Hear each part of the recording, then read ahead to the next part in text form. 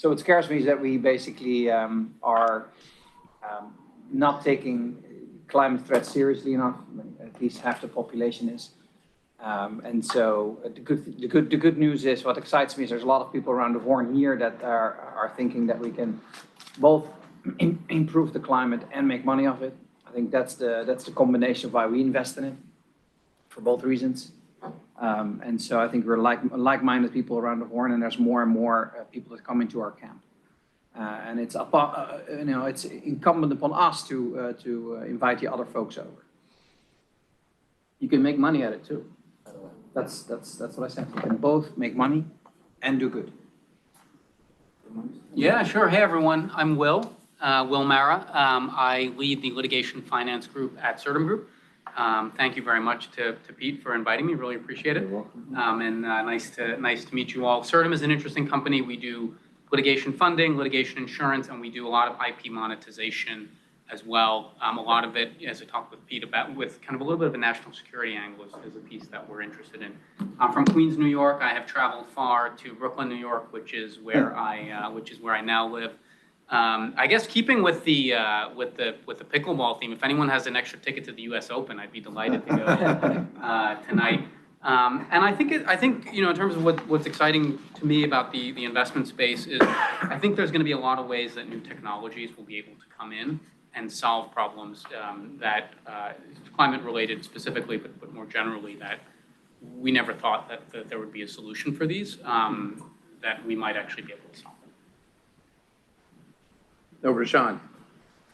Hi, my name is Sean Newland. I work with a firm called Gaddison Holdings. We're headquartered in Hong Kong and Abu Dhabi. About 80% of our business is in energy. A lot of my work is focused on the 30/60 pledge that China has put out.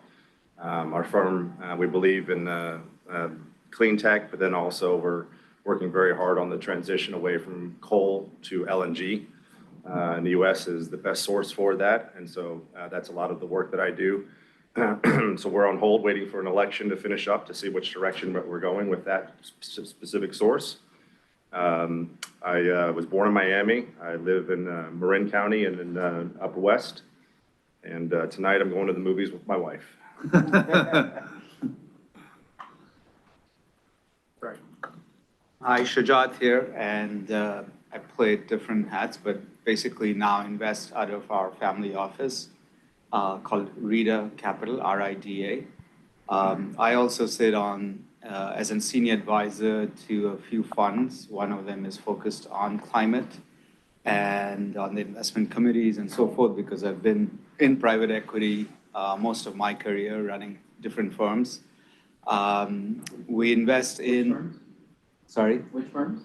It's called Chris Capital, and we invested in India. Now it's north of 5 billion AUM, and I was one of the founding partners there.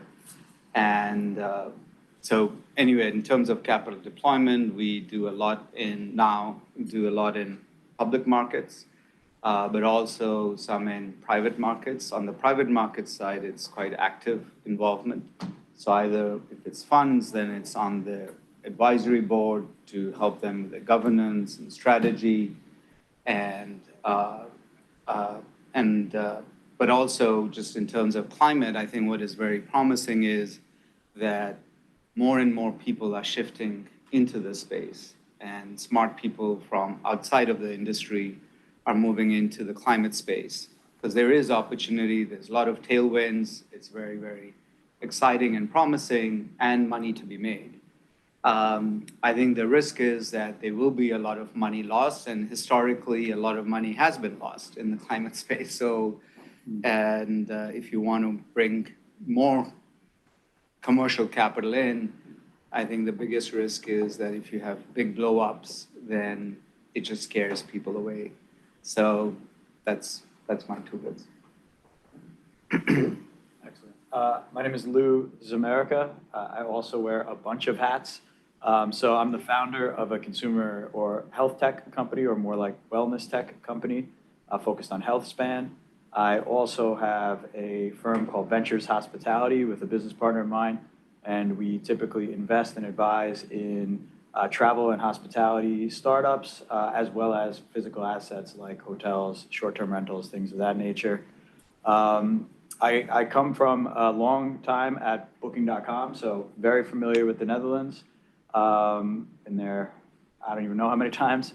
I think also, though, what does scare me and excite me, both gentlemen said it, right? One side of the coin and the other, which is not enough of the general population, especially in developed countries, are thinking about or able to necessarily make the right lifestyle choices or opportunities to improve climate change. But we have some intelligent people coming into that field, and I'm very hopeful, because I'm an optimist by nature, that the leverage those smart people will provide will kind of help us bridge some of the gap and account for, let's say, the lack of urgency in some of the cases. I mean, my hospitality and travel industry is one where you've seen a lot of the kind of greenwashing and loss of capital in some ways, but you've also seen in Europe like a significant approach to sustainability. And it's a tough balance in that particular industry, right? Because fossil fuel heavy, it's footprint heavy, but there's a lot of people trying to address that in that one industry itself. Well, you come through Terry Jones, Yeah. so everyone knows. Nida just came back from India. Hi everyone, my name is Nida. I'm from India and I moved here to do my MBA at Fordham University, and I've just started working with Mark at 361 firm. She did an internship, so now she's gainfully employed. But what do you think of climate tech? What scares or excites you? That's the question. I think I'll have to think about it. That's fair. I wish more people did that. What are you doing at Fordham? I'm doing MBA. Oh, good for you. Great school. Hi, I'm Septarsi. Good to see you. Thanks for the invite, Pete, and good to see you, Mark. I work for Department of Defense, National Security Innovation Network. So what we do here in New York is kind of try to plug in startups across the board to various portfolios that we're interested in. One of them happens to be energy, and so pertinent to this discussion. I'm based in New York. We have a team all over the country. So I'll probably answer in out of order, but I'm from New York. I was born in Queens, raised in Long Island, live in Long Island City now. So back where I came from, started from, so 360, whatever. These are good. Yeah. What scares me, being on Manhattan or New York City, we're surrounded by water. So yeah, climate issues are definitely of high importance here, especially, rising sea levels, things like that. It's good to see all these new clean tech companies coming out, trying to solve big problems from a DoD's perspective. And I don't speak on behalf of the whole DoD because there's so many of us. But just from personally, my interactions, military is definitely interested in more efficient modes of energy. So a lot of that aligns with clean, more efficient, clean tech. They're not necessarily doing it under the auspices of wanting to, combat climate change, but it is aligned in overall, I would say. But did I miss anything else? No, for now. Good. It's good. Jordan? Yep, so my name is Jordan Riviello. I joined Pulsanelli this past May, so just about 3 months ago. Been working with Pete here in the patent prosecution and IP practice at Pulsanelli.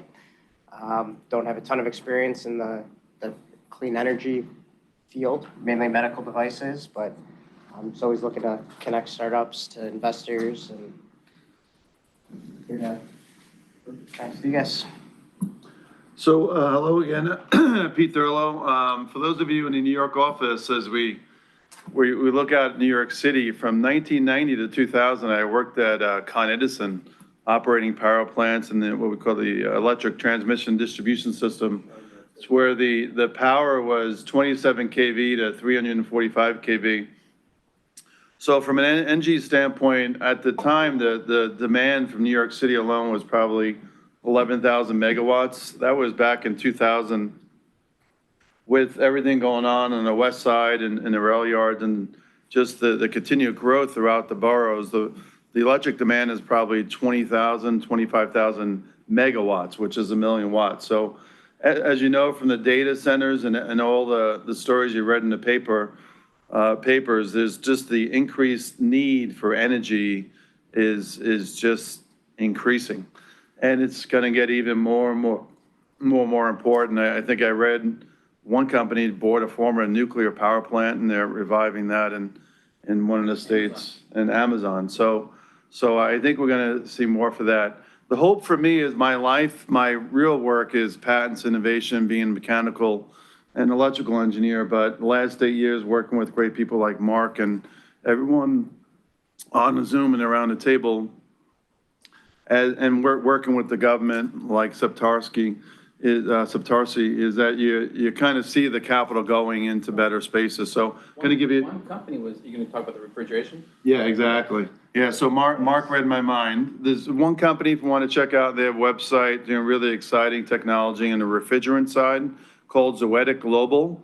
I'm particularly biased to them because I was telling Sean yesterday over lunch, Dr. J is on their board. So we had a big board meeting there in Cleveland. There are two Dr. J's. There's longevity Dr. J, and then there's the original Dr. J. The original Dr. J? There's only one.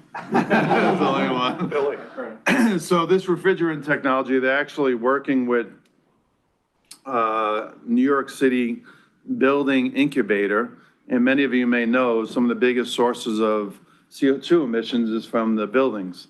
So that's one exciting opportunity that gives me hope for the future. They are raising capital. They're doing really well. If anyone is interested, Zoetic Global. The other thing is I'm a big fan of just the innovation area. If someone watched CBS Sunday Morning News with Jane Pauley, they talk about a lot of the emissions is actually coming from aerospace that has not been effectively addressed. And they had a whole segment focused on the future of electric planes and how promising that can be. So when I think a few people mentioned it, Will and others, the technology development, if we put the money in the right places, get smart people around the room, the technology is there, they need the capital. And what that means for the future of travel and so on is going to be interesting. But I do think we'll see a future with new technology. So there's more than one sentence, but a lot of things get me excited about this area. Very good. Mark Mitchell, Verta Capital. We're a family office and merchant bank. We've been lucky enough to bring companies to the NASDAQ and to the New York Stock Exchange, help with that. We invest in generally clean tech, green tech, renewable energy, sustainable technologies, and pollution solutions, but we're sector agnostic. At the end of the day, we like a good investment. We're not going to be doing coal plants or anything, but what gets me excited, there's a lot of great companies coming up. We've got some great adhesives and coatings company. Forge Nano, we've done four rounds into Forge Nano, and they're putting up a new battery factory. Coatings, adhesives, and other creative IP-heavy efforts to solve the problems. What scares me about climate change is the lobbying power of the oil and gas and other entrenched interests. We've all made money and we've all participated in the oil and gas economy for decades, centuries really, but we have to shift and we have to understand that we have to understand PR better and not fall for it. And the future, the election sort of scares me, but we'll see. Okay, so let's switch to Zoomers. Oh, we got 4 people in the waiting room. What happens when you don't check things? So let's go around. I'm just going to go with you, Ann, because you're on top of my screen at least. And you just came out of out of San Francisco where you did an interesting summit with 9-0. Yeah. So you with Bay Bridge, I think that was there too. Yes, absolutely. Absolutely. Hey, everyone. My name's Ann Olson. Our company is called Return on Good. We're an impact marketing company. We help socially good companies grow. Last week, I'm back in Princeton this week, but last week I was in San Francisco with Duncan Logan, co-founder of 9-0. They produced their first 9-0 Hero event. The most amazing thing is the energy around the climate community in San Francisco. Andrew and Kim were both at that event, and the enthusiasm and wherewithal and just energy that Tom Steyer is bringing to the conversation is really, really incredible. I think what I'm most excited about is some of the capital that's being deployed into this area, including Tom's clean energy loan program that he is raising for right now. And really excited about the work Andrew and Kim are doing, as well as our friends at 90. Well, that sort of segues to you, Duncan. You just held that great event. Thank you. Yeah. Good morning, everyone. My name's Duncan Logan. I'm born and bred in Scotland, a place called St Andrews, famous for golf. And I live in Santa Barbara, just north of LA. And as Anne just mentioned, I recently started a company called 90. It's a climate community, building out club and office space around the world to bring all the people working on climate together. And that idea seems to be taking off. If I could go one place, I'm going to be over in New York for Climate Week in a week or two. But yeah, if I could be there, I'd love to be there now. A fun fact, my kids are called Elvis and Sinatra. My parents thought that was a terrible idea at the time. Actually named that or called that? No, they're called that. My daughter is Sinatra Isabella, and my son is called Elvis. And that's actually proved to be a really cool thing It's for like them. the boy named Sue. You have to really live up to those names. Yeah, it's a big thing to live up to. And then the thing I'm most excited about in climate is I've worked in 3 industries. I was a pioneer in the CRM, customer relationship management industry back in the 90s. I was a pioneer in the SaaS security space in early 2000s. And I was a pioneer in the co-working space in 2011. And working in climate feels exactly like those industries, that it is on the cusp of booming. When you go to events, and last year there were 300 people, and this year there's 2,000 people, and next year there'll be 5,000, you know you're in that cusp. And I think America will fully get on board with the climate revolution when it sees the enormous money-making opportunity that is sitting in front of us. The climate revolution will dwarf the digital revolution by all sorts of numbers on returns for investors, on returns for entrepreneurs. And I think that's slowly becoming more and more visible to people. So I'm positive about the future. I think we will solve, like Tom Steyer, I believe we will solve climate change. Yeah, welcome everyone who's interested in it. Great. Chris May, I'm going to ask you to speak next, but the reason is what he's doing, Duncan, it's an interesting model. Remember during COVID, it's COVID first 2 months, we talked about no one was going to the malls. And we're going to repurpose them as greenhouses or other purposes. What he's doing, he's taking these empty spaces in San Francisco, Portland, Seattle, other places, and doing a rev share with the landlords as he creates these communities. So it's an interesting repositioning of real estate. But if you don't mind introducing yourself. Hi, I'm Chris Mayo, born in California, raised basically in New York, then moved back to California over 20 years ago. Basically, for me, what scares me most and what creates the most opportunity, one is that we've underinvestigated in the distribution infrastructure, I think. We got to get the power or the pipelines or whatever it is to people, and that's extremely hard to do. And it sort of caps out the technology side of it in the end because you're not expanding your market.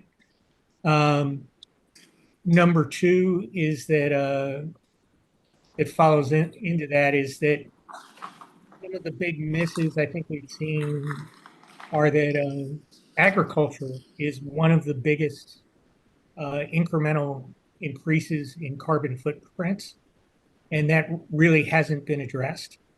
And when it has been, it tends to have been an epic disaster. But that's also the opportunity that I see is that, a lot of those times the epic disaster was you needed so much money to create the infrastructure.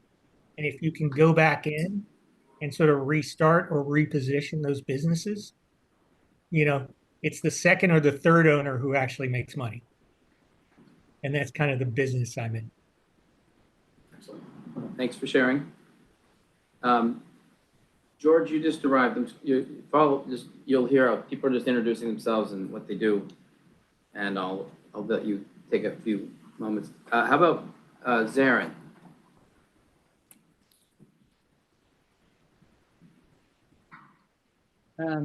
I am based in Zurich currently, and I was born in Istanbul. Have a banking background and now work with a family office. Where I would like to travel is actually a lot of people I know are now moving, travel to Istanbul to have meetings. So I would like to go back to visit them and We're also just there. You were there two weeks ago. No, well, yeah, exactly. I was, but why not? What scares and excites you about climate tech? I think what excites me is the new technology that is available, especially regarding some energy investments and energy discussions. What scares me is a lot of some of the geopolitical disturbances and potential meltdowns, both regarding from the investment and environment climate point of views. All right. Well, then maybe that does segue to you, George. Sure. Thanks, Mark. I was in a parallel dial-in room with a few folks, so they will forgive me if I repeat myself. But anyways, I'm basically a principal in looking after capital formation and venture development of a first LFP cell manufacturer, a battery cell manufacturer outside of China. We are based in Serbia, so Central Eastern Europe. And we've inaugurated the first industrial pilot last year, manufacturing prismatic cells, and now looking to scale the company in Series B with 1 gigawatt-hour manufacturing and working with some very large off-takers in the United States in particular and in Europe, basically to fulfill a huge need for a non-Chinese product by automotive OEMs and then also commercial, industrial, off-road sort of vehicle manufacturers, and then as well on the storage side, whether it's behind the meter or for grid balancing, LFPs really established now at scale as a go-to application where technology risk basically doesn't exist, and folks are sort of looking for ways to scale up sustainably so they can safely onboard the applications into their portfolios and strategic products. So I'll be in London next week as well, speaking about this in some more detail if any of you guys are there. But otherwise, happy to elaborate further or chip in where appropriate. Yes, I should have mentioned. If you don't know, we'll be in London next week. And I just saw a family office just accepted. He does big project financing. I'll tell you about him later, but he's going to be at the ping pong, George. He just accepted our ping pong invitation. So on the 11th, we play ping pong, and the 12th, we have an all-day conference. Okay, I got to check my flight if I can make the ping pong or just the drinks afterwards, but I'll be there, Mark. We'll get you. So, Nicholas, we feel like we're going to see you every day.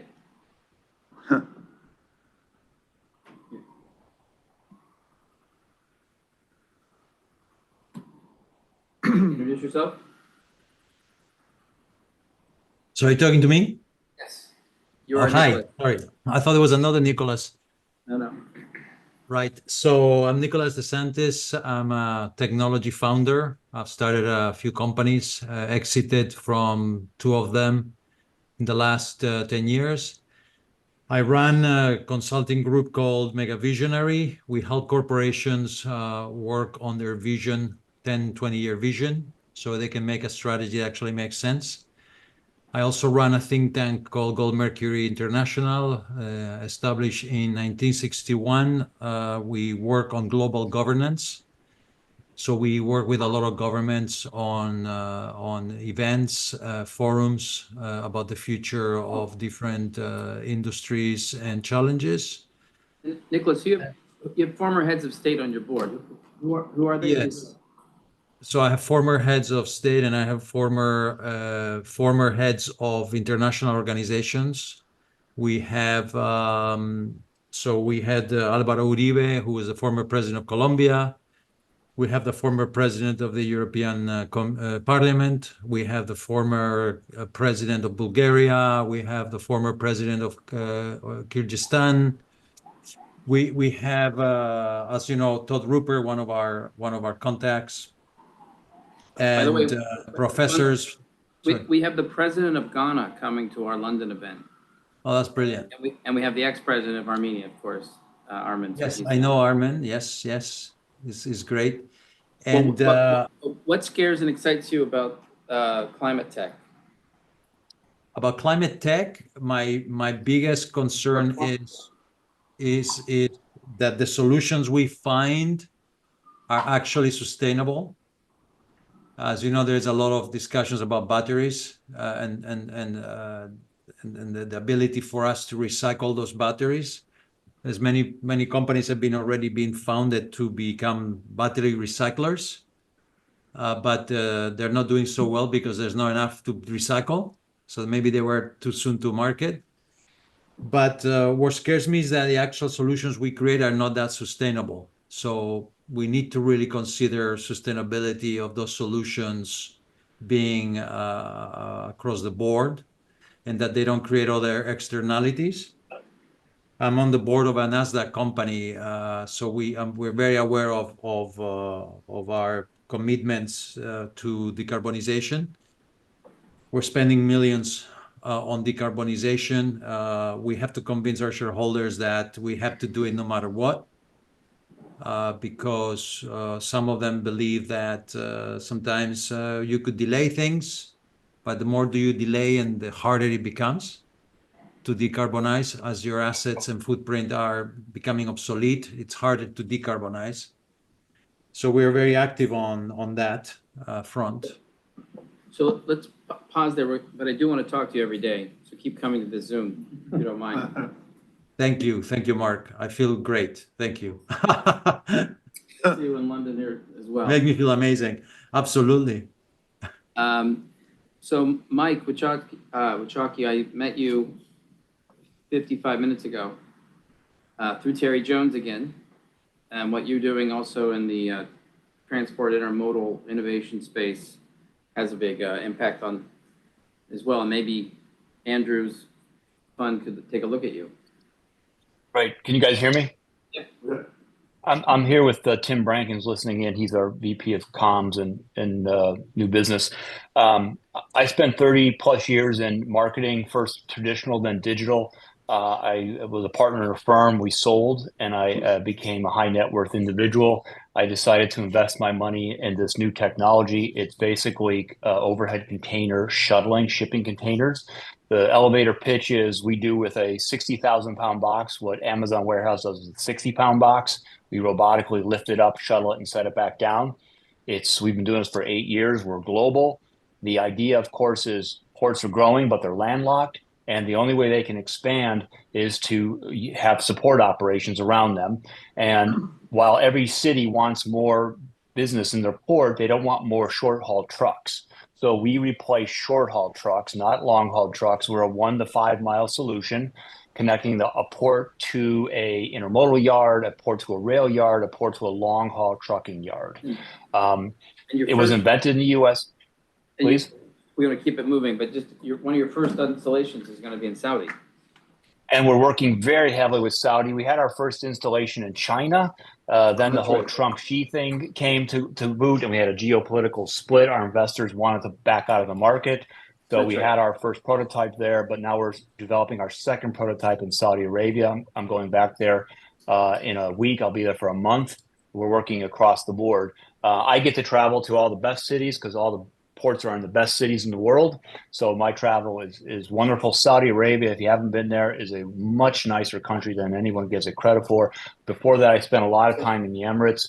And I think Saudi is as good or better than the Emirates. So we're excited. We work in Brazil, India, South Africa. Here in the United States, of course, we've got the ILA labor issue we have to deal with a little bit in our ports. But very interesting up and coming market. Clean. Last thing, please, Mark, one thing. We did a study with our technology, US TDA numbers and US EPA numbers to move a shipping container 1 10 Mile, we use 60% less energy and 70% less emissions, even if the source of electricity is coal-fired power plants. So it's a very clean tech. Thank you. Yep, thank you, Mike. Nice to meet you and Tim. William or Carolina? Okay, I can go. So hi, Mark, and good morning, all. So I'm Carolina. I am the co-founder of a VC firm called Starbeam Capital. So we are a London-based fund investing in IP-heavy, science-based hardware solutions in the energy and space. We believe that carbon molecules cannot be removed by software. So that's why we focus on hardware startups that can grow like software. So I've been working in the energy sector for the last 15 years, interacting with public and private clients, with central and local governments, hospitals, and industrial manufacturing facilities, working on their decarbonization journeys that often are quite challenging. I was born in Poland. I live in the UK in London. And what excites me is the decarbonization of heat and decarbonization of industries that are high energy consumers. Also, on a separate topic, I think AI and humanoid robots are quite exciting as well. What scares me is the scarcity of water, climate adaptation policies. I don't know if you've ever came across one of those for railways or for other industrial clients. They're a pretty horrific read. And I guess the future of space is also quite interesting and scary because it's a current wild west. Thank you, Carolina. And we'll see you at ping pong. Yes. Well, William. Hi, I'm just a friend of Mark's, so I'll just keep it brief and say that. Thanks for having me, Mark. I always enjoy the conversations. I'll say that what I'm excited about is co-location. So putting projects next to each other that have a symbiotic relationship. Think of like an indoor farm next to a Gen 4 small modular nuclear reactor next to green hydrogen, green ammonia. There's a great opportunity, but it's also first of a kind. Thanks. Great. Rod? Hi guys, good morning in New York. My name is Rod. I am founder of a company called Halo Impact, which incubates climate companies, as well as a partner of a firm called Pulse, which is a later stage growth investment VC fund. So we invest in sort of Series A to C high growth climate companies. I'm from London. I spent about 8 years in Asia, now back in London. So hopefully see you guys next week. I'm excited about, we do a lot of work in the ocean space. So excited about some of the innovations coming out there and the fact that it's 80% undiscovered, which is quite a wild statistic. And I'm relatively scared about, with climate tech, a lot of it is tied to political incentives, and a lot of it is relied on that. So that tends to be a huge factor in bringing technologies to the forefront, and lack of sort of scale up capital too. There's that kind of valley of death where once these innovations get to a certain point, it needs a huge amount of capital to actually get it out to the market and get it up to a scalable point. So excited for the conversation, and yeah, nice to meet you all. Thanks, Rod. We'll see you next week. Armin? Hi, I'm here to learn. I just left Cummins after 10 years in various roles, part of the pro-carbonization movement. I don't know what to call it. But I was in a dinner with T. Boone Pickens, must have been 10 years ago. And he was like, Cummins has like this LNG tank vehicle, but there's like just one. Yeah. And say, oh, we have one, and then come over here, we're going to sell you something else. Yeah. Well, the economics and subsidies are what they are, right, across the board. But looking to do what's next, here to learn. Like 22 years ago, I was at a clean tech VC fund focused on recycling. So I'll just quickly say what scares me is that the narrative effectively hasn't changed. It worries me. So what excites me is the energy that you all have. Again, it's my first discussion of this nature in, I don't know, 10 years. I lived in Dubai for 15 years, so nice to meet you, Mike, as well. Spent a lot of time in Saudi with work. So a little bit about me. Like I said, here to learn, and Great. thanks. Welcome. Blue? I appreciate you following Armin. I am also here to learn, thanks to Mark, and the community. And I am with a nonprofit, international nonprofit called Save the Children. I'm the senior advisor for emerging markets and philanthropy partners. We're in 115 countries. We've been around for 105 years. I'm originally from Hawaii, and I live on currently I live on the west coast of the U.S. in Oregon. What excites me is this conversation. And what makes me, sort of keeps me up at night is the heavy lifting that we have to do for kids and what they're inheriting. So I really appreciate all of these conversations. Where I'd want to go in the world, I'd want to go back to Abu Dhabi. I had the pleasure of going there this year. I love the conversations that I saw and heard with regards to innovation. But I don't know if you all know, we are doing this huge event in Abu Dhabi and Riyadh. I'm just gonna. When is that month? I'm gonna share this real quick. It's on February 4th, 6th, 7th, 8th. 4th, 5th, 6th, 7th. The 8th, we're going into the desert. So here it is, just real quick. Present. And Mark, can I just say, I meant to say one more thing. Yeah. A lot of people don't know about Save the Children. We are the first organization that has been accepted by the Green Climate Fund. We have 18 different projects that are in the queue, and we work on anticipatory and mitigation work around the world with respect to climate. I've been meaning to ask, can I be introduced to your endowment side? Yes. We'll talk about that. So this is with our partner Roberta. You can see her. Actually, I think I don't know, we're missing a slide, but anyway, she's right there in the middle, right under Todd. Todd's our co-chair. These amazing speakers talking about these 6 themes. We're here we're being in the region basically to help engage with the region on their agenda, where we're not there to just take Saudi money. Just don't come for that. That's your primary goal.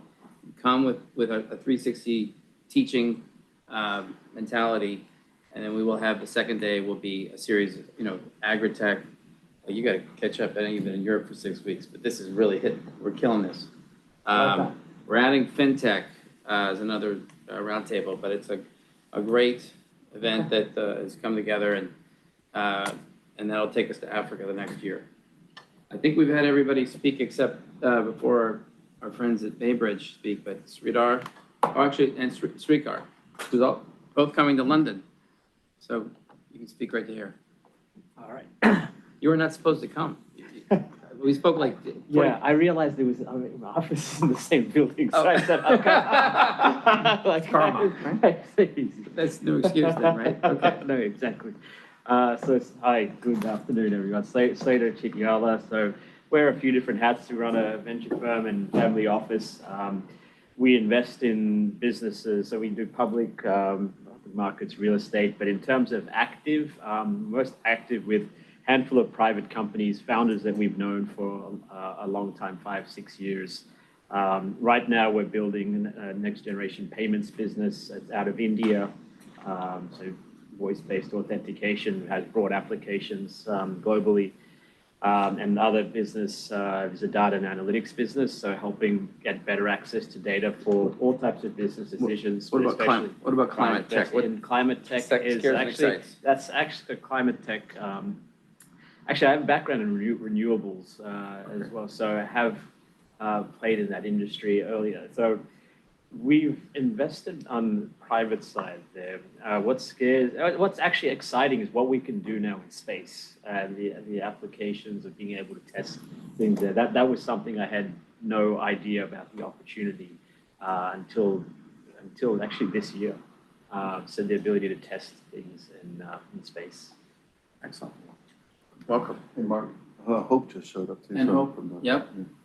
Hope, you're gonna take us home. First, Srikar's gonna speak, and then you're gonna clean up here. Srikar.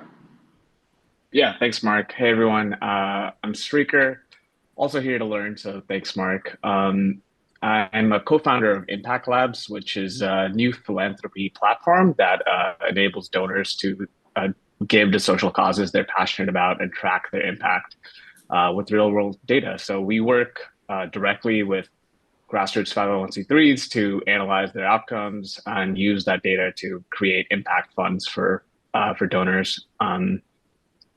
Yeah, and I think what scares and excites me about climate tech, I think a lot of the folks in here have covered what's scary about climate change and what's exciting about climate tech.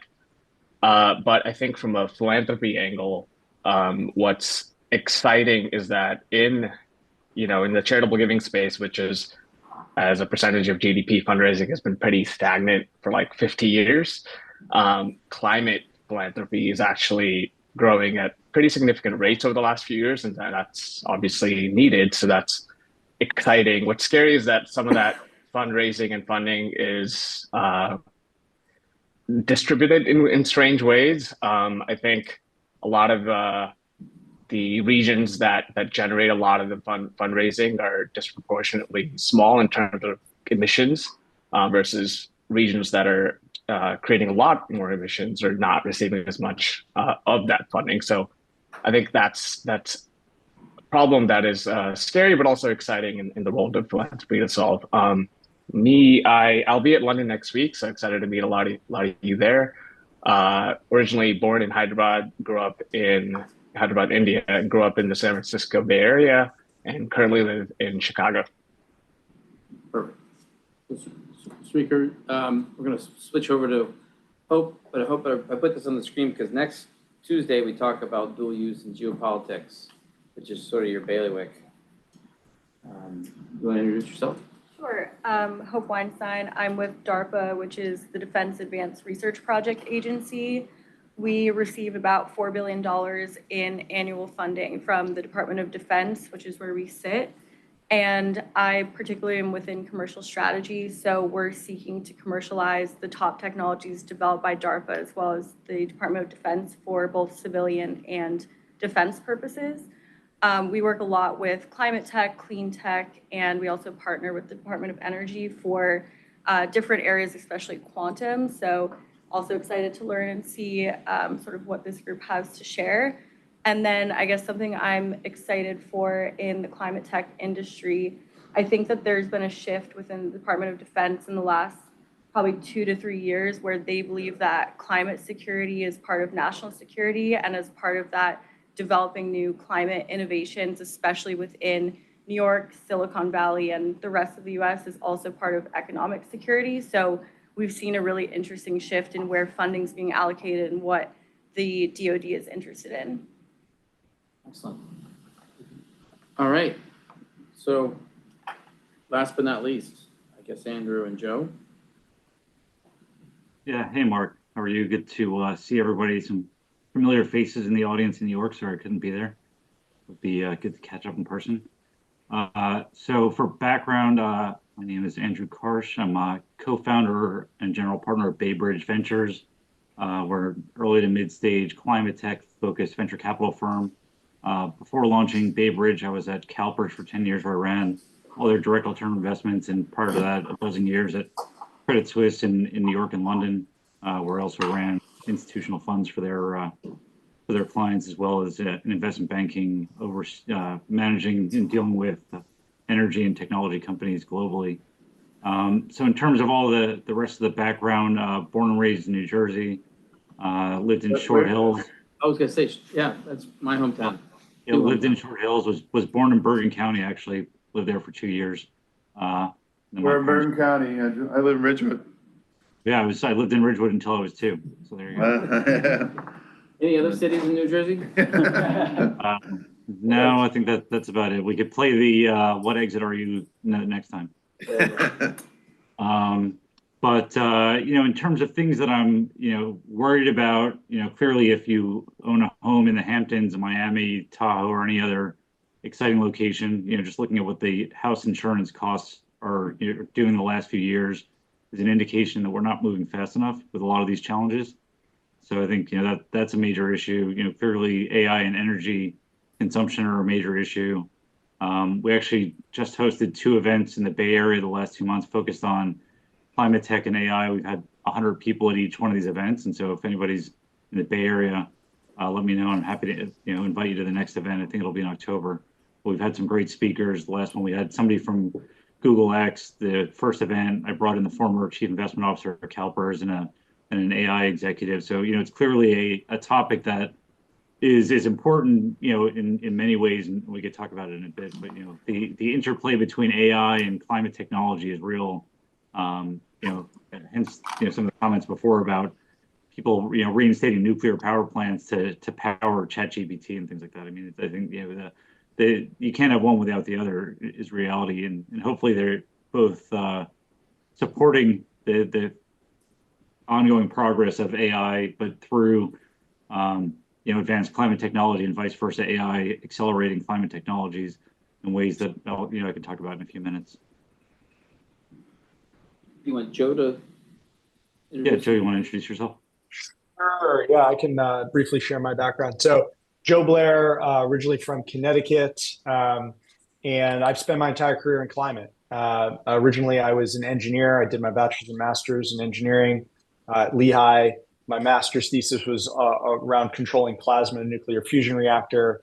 So got to understand, some of the deep technology challenges and opportunities very early. Then I worked as an engineer for about 5 years, worked for a large company in climate and then a very small venture-backed startup. And then went to business school, was at HBS to get an MBA. And then I've spent the last 10 years doing climate tech VC with a number of different firms. The one people know best out here in the Bay Area is called Obvious Ventures, backed by Ev Williams, founder of Twitter. And then Andrew and I and our third partner, Kim, met about 5-6 years ago and started scheming for a vision around what's now called Bay Bridge Ventures. And basically, Andrew will give the overall story, but we just completed our first close, so it's a very exciting time for us, and we're looking at our first net new investments out of the fund. So it was exciting to on the earlier Google Meet call to meet folks like Armin and Georgie and some of the other folks who are a part of this group. So excited to be here. Super. You want to teach us something about climate tech, Andrew?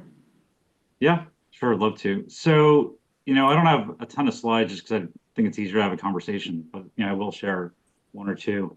I think one of the things that, as I just mentioned, has been really the exciting space that's moving quickly is this integration of AI into everything, right? Whether it's, a consumer-focused product or it's climate technology. One of the things that seems to be forgotten around AI, similar to the electric vehicle, integration in terms of the broader, society is, there's an infrastructure backlag, right? Which is, if everybody started using AI in their phones and their computers, we'd run out of power. I was watching a lecture that Eric Schmidt gave at Stanford recently, where he was talking about how, he's an advisor to the White House on AI, and they said, well, look, Eric, you've been in this industry for 30 plus years. What do you think the most important thing we can do is to ensure that we're going to be a leader in AI in the US? And he said, I think you should become really friendly with Canada. And they said, well, what are you talking about? Why should we become friendly with Canada? And he said, well, look, based on the amount of power that's going to be required, based on the integration of AI into all these devices, and he said they've got almost unlimited hydropower, and it's one of the things that we're going to need a lot of. And so it's just a reminder that not only from a power usage perspective, the data center cooling dynamic, water usage, and even sort of the inputs into the chips that are going into these things from rare earth metals and others are all related, directly to, climate technologies in one way or another, right?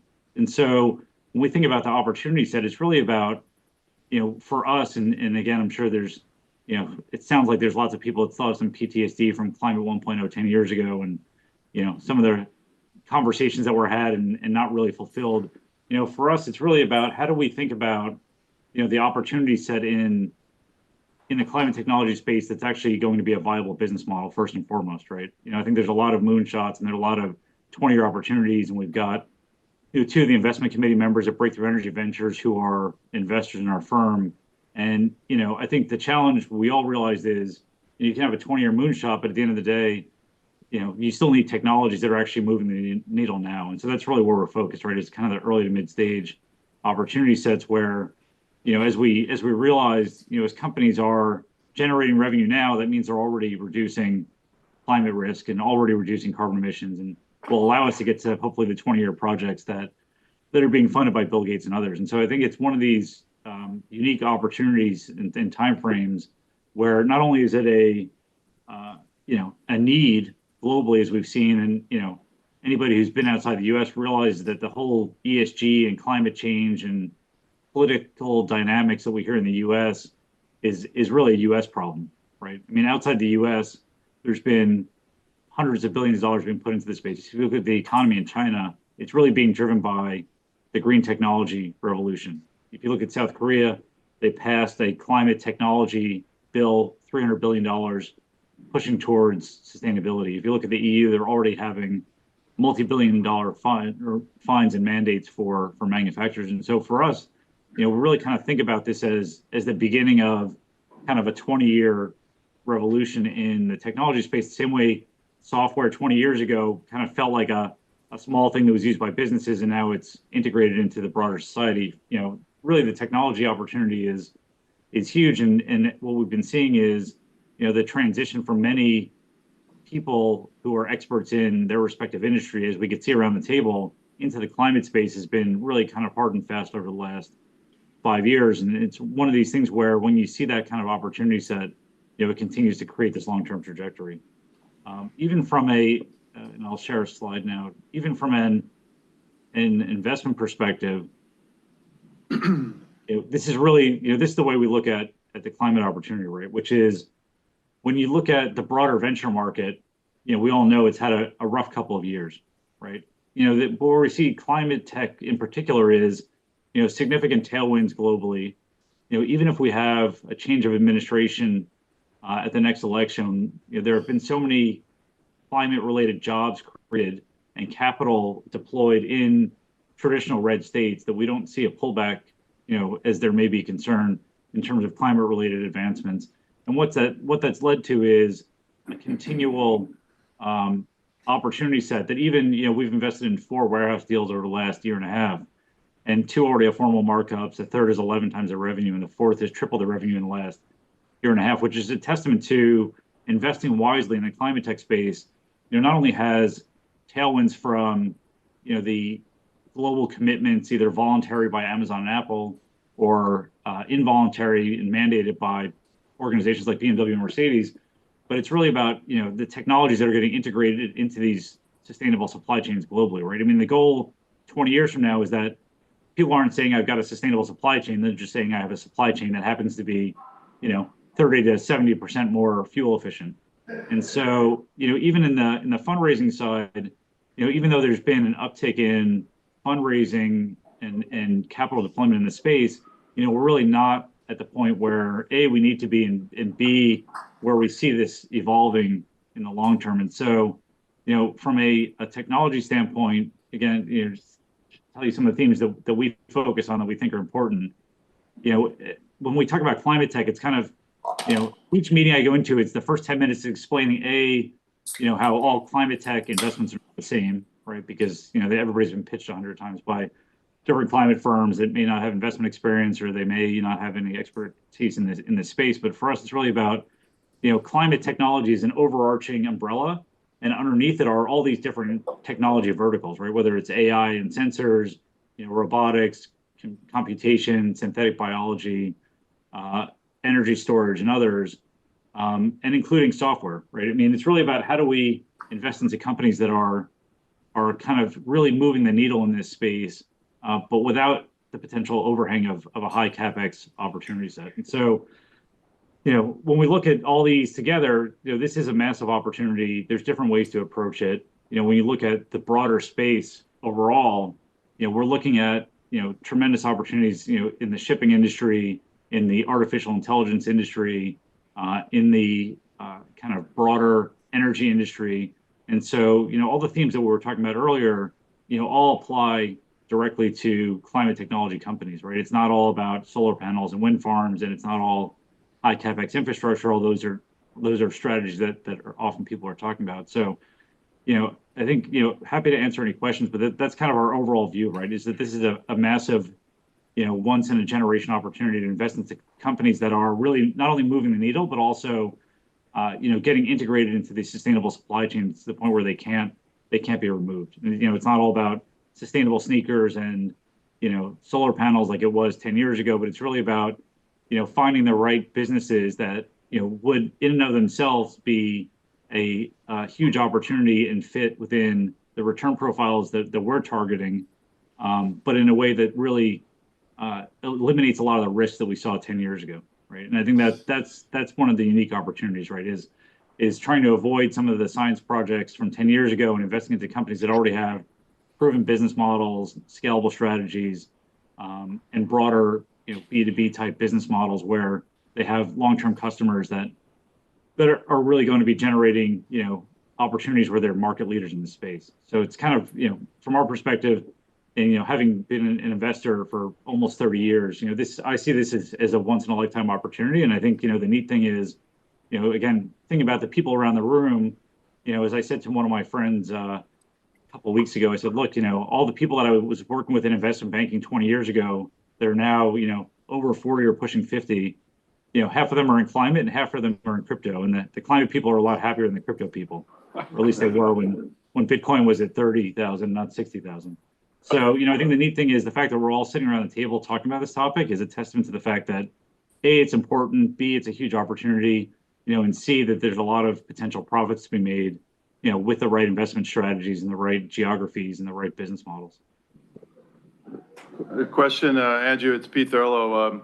Having just worked at Con Edison from 1990 to 2000, my perspective on things, and I'd be curious your perspective, it's just the energy system overall is just inefficient. If you mentioned hydropower, we get 50% of the power into New York City from out of state, much of which comes from hydropower upstate. But it just seems to me, if you look at the Hudson Yards, if you guys can see it over Mark's shoulder, all the new buildings, they have the glass facades on it. And I was thinking about something I think William Dahl mentioned about co-location, but in this instance, we'd have co-location of generation and use of electricity, where if you look at these windows and coating technology and the glass to generate certain power, we don't have the capacity requirements yet, but right now we need to bring them closer together instead of so far apart, whether it be hydropower, nuclear power, elsewhere. And I think with battery technology, where it takes a simple inverter to take the DC to convert it to AC, I think things like that for greater needs of power is where battery technology can be really exciting in the future. But wanted to get your thoughts on that. Yeah, no, I completely agree. And I think that's one of the spaces that we're excited about, right, is the built environment. So, there's a few companies that we've invested into that are doing things like high efficiency motors for commercial real estate buildings, or, carbon capture monetization for retrofitting buildings. But yeah, I agree. I mean, kind of like what we've all seen on the residential side, with people putting solar panels and Tesla battery packs in their garages. I think that is a key component of, building an energy resilient infrastructure going forward, right? I mean, even, it's funny when I talk to the head of investments at Texas Teachers, you would think with all the political rhetoric that they'd be anti-climate. And I said to him, look, it's funny that people think Texas is so, anti-climate or ESG, when in fact, there's more solar integration and installation in Texas per capita than there is in California now. And he said, look, Andrew, he's like, you're right. He's like, and we've been #1 in wind farms forever. He said, there's, even though there's all this political dynamic, he's like, as a state, we need these things, right? I mean, we all remember the, 1 or 2 week blackout in Texas when they had, a huge freeze, a year or two ago. They now get 110 degree plus temperatures in Texas on a consistent basis. So yeah, I agree with you. I mean, and again, I think it started at the residential level, and retrofitting or building new buildings that have some kind of local power source is critical. I mean, anybody that's been in California during the fires knows that all of a sudden you're getting these PG&E, blackout waves because they're worried about power lines causing, forest fires or fires in residential areas.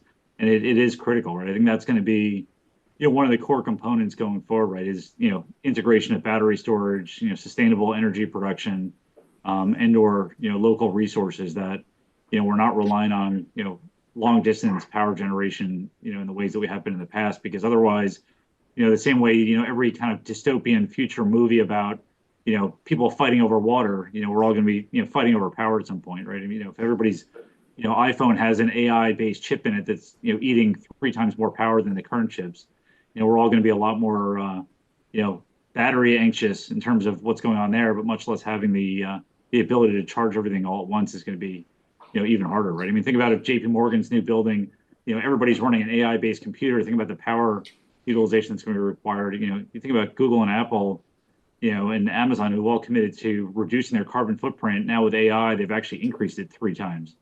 So, this is not a small thing, and it's happening very quickly. Yeah, great, thank you. Yeah, the only thing I'd add is, I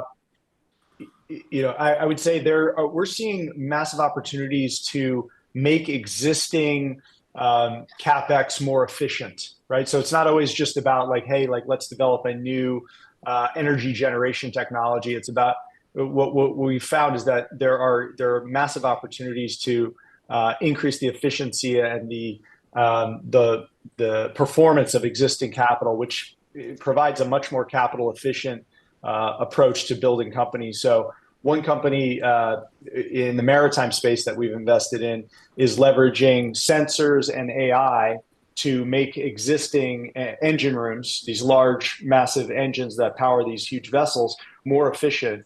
And that the ROI is mainly driven by the fuel savings, but it also, as a byproduct, for the very first time, provides real-time monitoring of emissions and actually lowers those emissions. And just recently, I saw another company that was doing something very similar in the commercial building space, specifically around HVAC. So I'd say there's a number of kind of non-obvious innovations in the categories that you're describing that we're seeing on a daily basis that can really drive returns. Awesome. Mike, any questions? Real quick question. It kind of follows a little bit on what, Joe's background. Obviously, we're all concerned about new power, grids, stability, et cetera, before we even get to climate impact. Is there any talk, I haven't heard, investment in new nuclear or, other resources of power generation besides coal firing power plants, solar farms, wind smaller, but what's the thought of this group on investing into new nuclear energy to provide these spikes in power that we're going to need?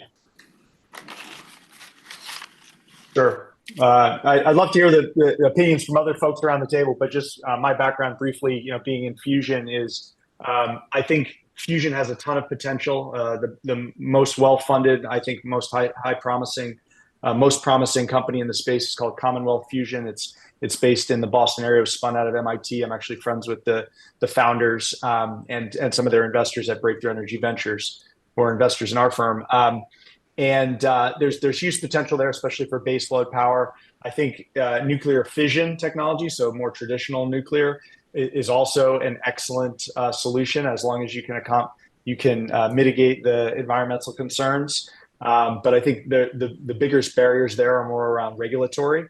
But in general, as Andrew mentioned, our approach is strictly around low tech risk and capital efficiency, because we feel like that's what will provide the best returns for our investors in the 10-year period. So it's out of scope for us as an investment, but we remain bullish on the technologies and the category outside of the firm. So, but we'd love to hear other thoughts from folks around the table.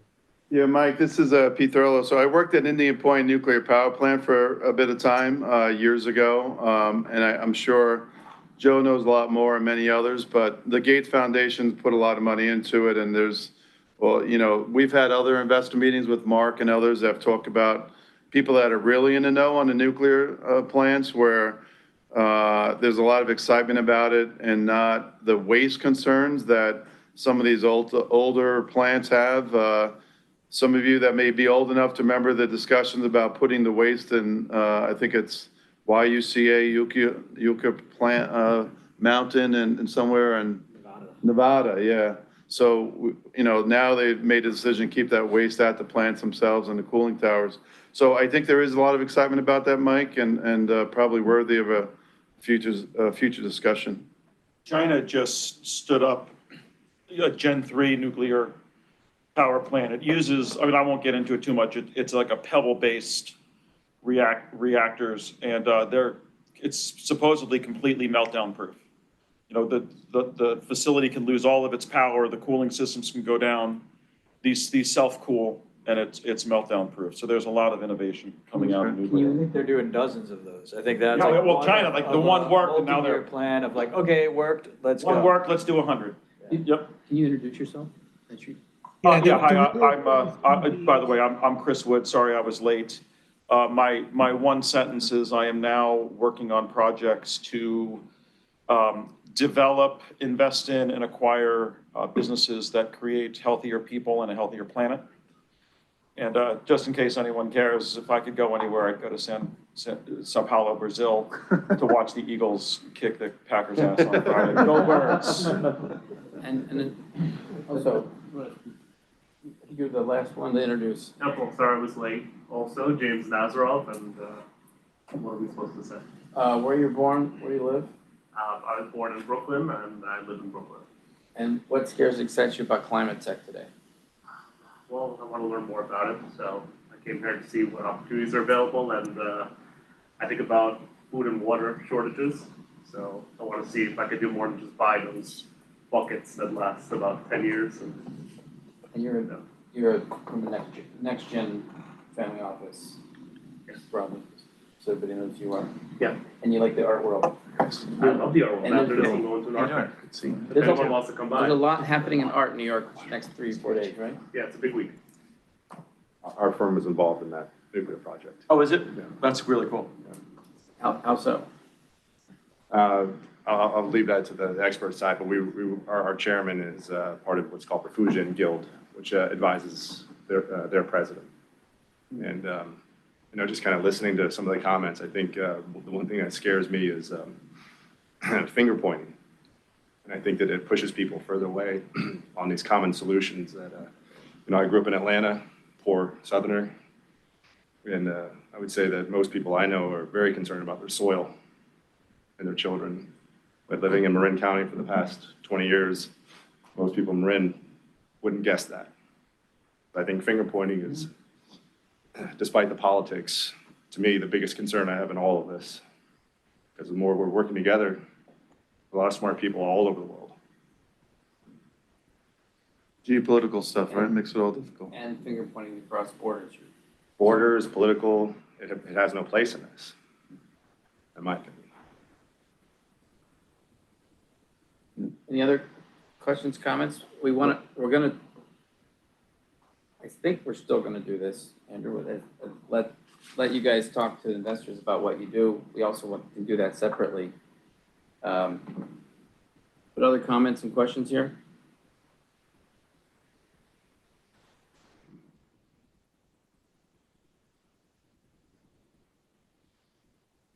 Sobel, I saw that you joined us. You want to say a word?